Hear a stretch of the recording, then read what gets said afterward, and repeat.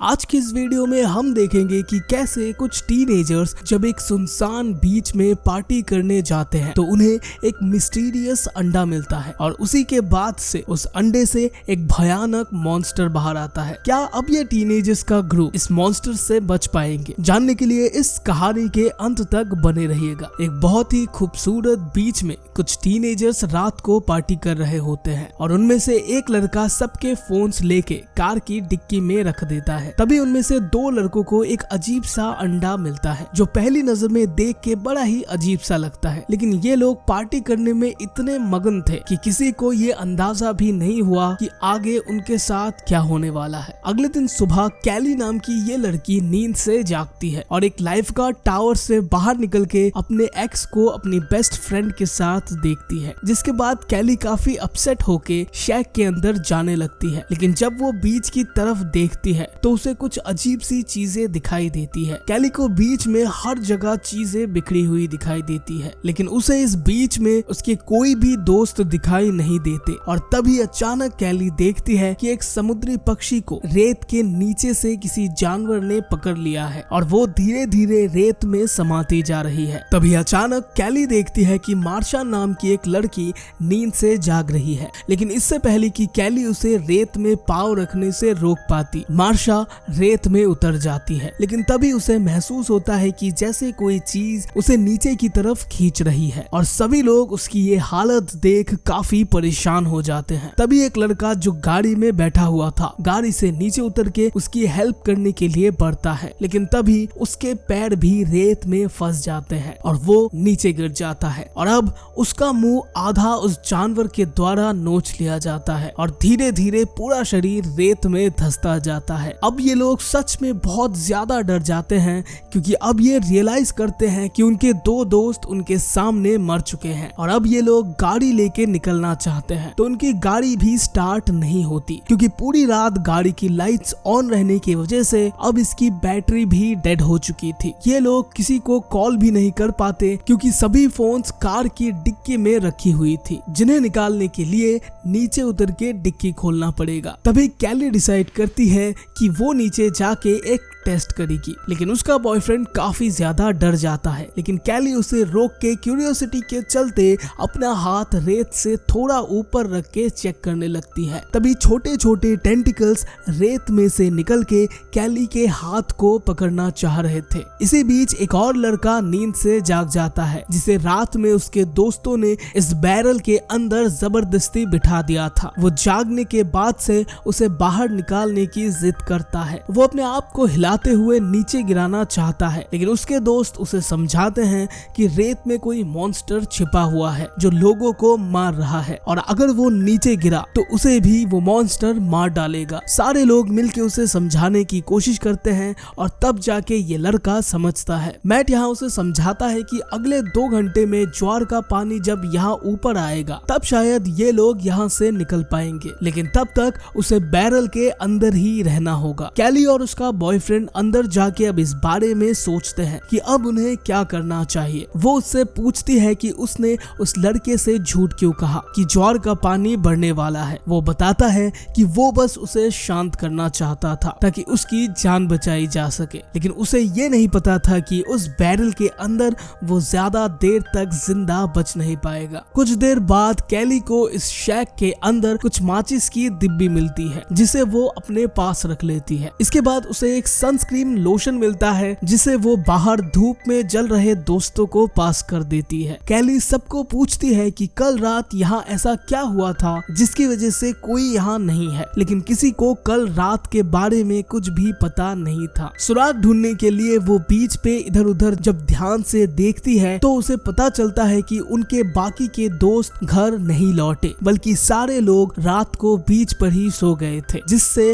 वो सारे लोग इस जानवर का शिकार शिकार बन गए होंगे। कैली को दूर रेत में एक चीज दिखाई देती है जो कल रात दो लड़कों को मिली थी। ये एक टूटा हुआ अंडा था जिसमें से कोई जीव कल रात को ही बाहर निकला होगा और अब इनको समझ आ जाता है कि इस अंडे के अंदर वाला जानवर ही अब इनके जान के पीछे पड़ा है। कैली यहाँ सबको बताती है कि अगर ये कल रात को ही अंडे से निकला है तो ये ज्यादा बड़ा नहीं होगा और उसके दिमाग में एक आइडिया आता है। वो शैक में वापस जाती है और कूलर से कुछ हॉट डॉग्स बाहर निकालती है। वो अपने हाथ में एक सॉसेज लेती है और उसे बीच की तरफ दूर फेंक देती है। तभी ये जानवर नीचे से निकलता है और सॉसेज को निगल जाता है। कैली यहाँ ये समझना चाह रही थी कि ये जानवर कितना बड़ा है और अब मैट उसका बॉयफ्रेंड एक सॉसेज को और दूर फेंकने की कोशिश करता है, लेकिन ये सॉसेज सीधा एक पक्षी को जाके हिट करता है जो नीचे इस बैरल वाले लड़के के सामने जाके गिरती है और वो मॉन्स्टर इस पे हमला कर देता है। तभी उसका बॉयफ्रेंड एक और सॉसेज लेके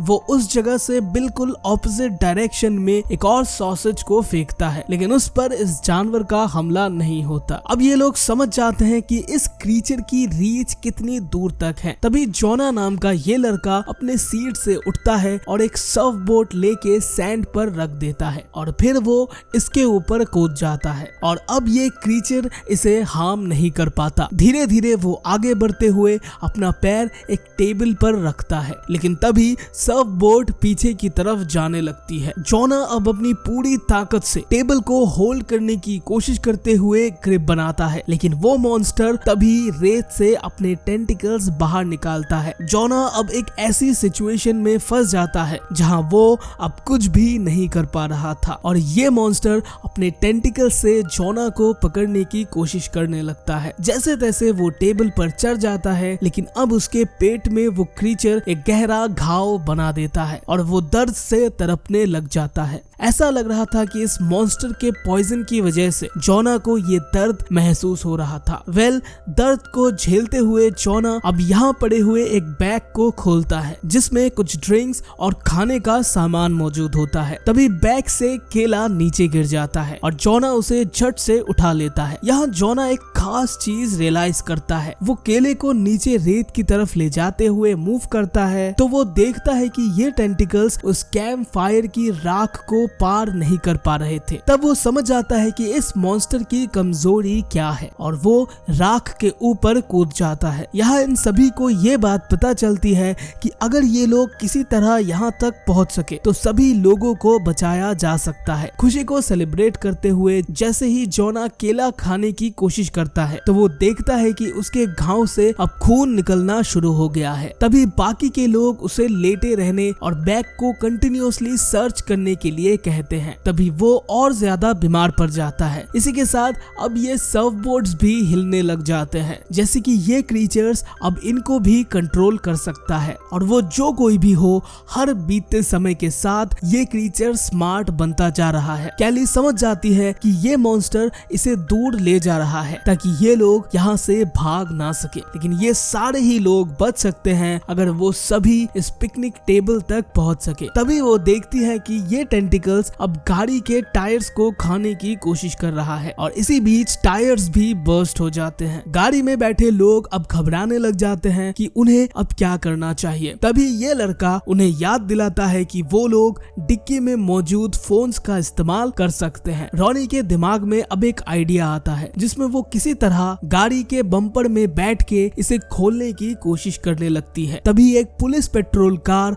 फाइनली यहाँ आ पहुँचती है और इसी बीच रॉनी फिसल के गिर जाती है जिससे उसका हाथ बोनेट में फंस जाता है। गाड़ी में अभी अभी आया ये शख्स एक लाइफगार्ड था। वो कैली से पूछता है कि ये लोग यहाँ आखिर क्या कर रहे हैं। कैली तब उसे बताती है कि यहाँ रेत में कुछ मौजूद है जो उन्हें मारने की कोशिश कर रहा है, लेकिन गार्ड को किसी पे यकीन नहीं आता और वो बिना कुछ सोचे समझे गाड़ी से उतर जाता है, लेकिन ये मॉन्स्टर इस आदमी को चोट नहीं पहुंचा पाता। तभी ये लोग सोचने लगते हैं कि इस आदमी पर क्रीचर ने अटैक क्यों नहीं किया। दरअसल जो लेदर के जूते उस आदमी ने पहने रखे थे उसकी वजह से ये क्रीचर उस पे हमला नहीं कर पा रहा था। कोस्ट गार्ड कैली और उसके बॉयफ्रेंड को नीचे आने को कहता है, लेकिन ये लोग नीचे नहीं आना चाहते थे। कोस्ट गार्ड को तभी इन पे गुस्सा आ जाता है और वो अपना गन निकालने ही वाला होता है कि उसकी चाबी की रिंग नीचे गिर जाती है। जैसे ही वो चाबी उठाने की कोशिश करता है तो उसका हाथ रेत में चिपक जाता है। तभी नीचे से ये टेंटिकल्स निकलते हैं और इसे रेत में खींचने लग जाते हैं। लाइफ गार्ड जैसे तैसे अपने जेब से पेपर स्प्रे निकालता है और इन टेंटिकल्स पर स्प्रे करता है, लेकिन उसका आधा हाथ अब पूरी तरह से कट चुका होता है और उसमें से खून निकलने लगता है, जिसके बाद वो नीचे गिर जाता है और रेत उसे अंदर खींचने लगती है। इस इंसिडेंट के बाद कैली और उसके दोस्त ये रियलाइज करते हैं कि उनको अब किसी तरह शूज वगैरह पहन के यहाँ से दौड़ते हुए निकल जाना पड़ेगा। तभी गाड़ी में बैठी ये लड़की मैट की तरफ एक टॉवल फेंकती है, जिसे पकड़ने की कोशिश में मैट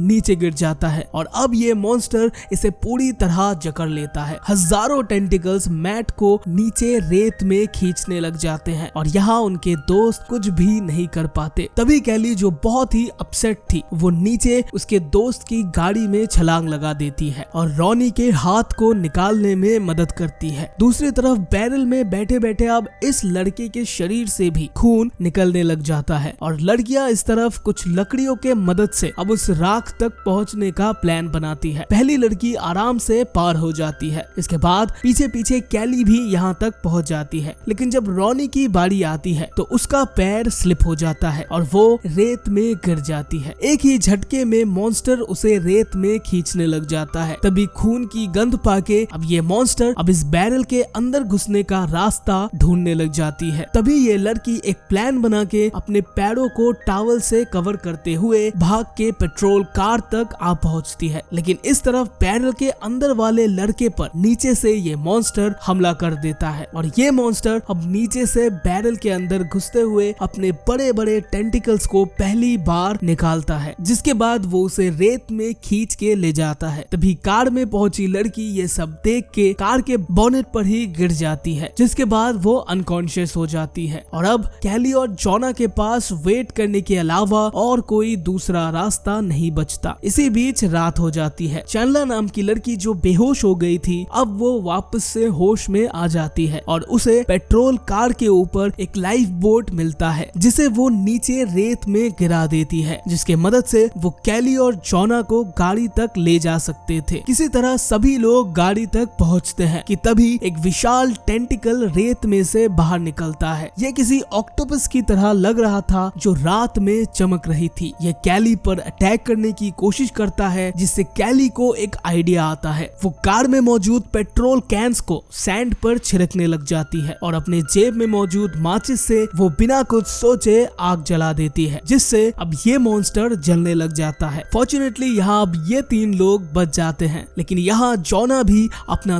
दम तोड़ देता है। अगले दिन जब सुबह होती है तब एक शख्स गाड़ी के विंडोज पर आके नॉक करता है, जिसे देख के लगता है कि फाइनली यहाँ अब सब कुछ ठीक हो गया है। इसके बाद कैली और चैंडलर को समझ आता है कि अब रेत में उतरना सुरक्षित है। इसी के साथ लास्ट सीन में दिखाया जाता है कि और भी कई सारे दूसरे मॉन्स्टर्स अलग अलग बीचेस की तरफ बढ़ रहे हैं। दोस्तों, ये था complete recap of the movie the sand. I hope कि आपको ये वीडियो पसंद आया होगा। अगर वीडियो पसंद आया तो वीडियो को एक लाइक करके चैनल को सब्सक्राइब जरूर कीजिएगा। Thank you so much for watching this video. मिलते हैं नेक्स्ट वीडियो में।